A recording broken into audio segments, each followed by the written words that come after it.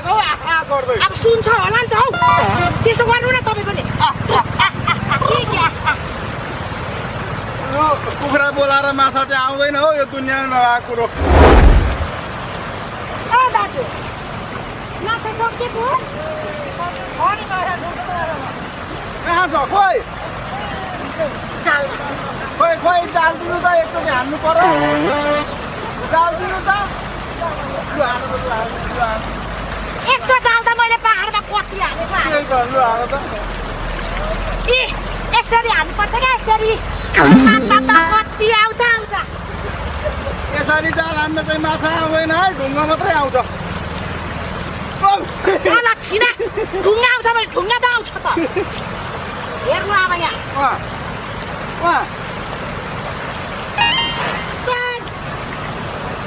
गाउनु न एउटा मिठो गाना गीत गाउन आउँदैन हौ मलाई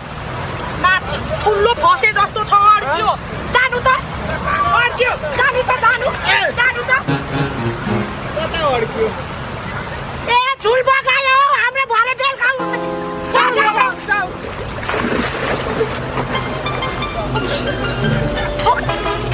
हाम्रो भेडाको त बिहोरै छैन हौ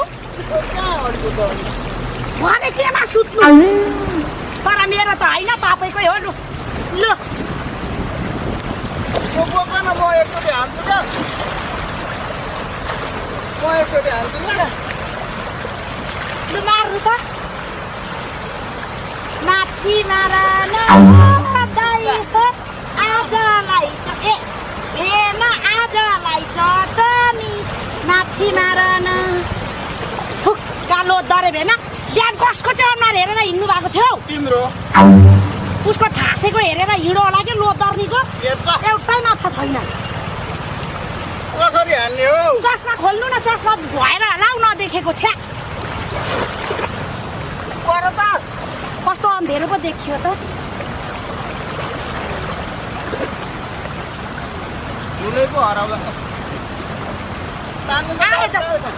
आए जस्तो छ माछा त यो चाहिँ हाम्रै हुनुपर्छ है दाजु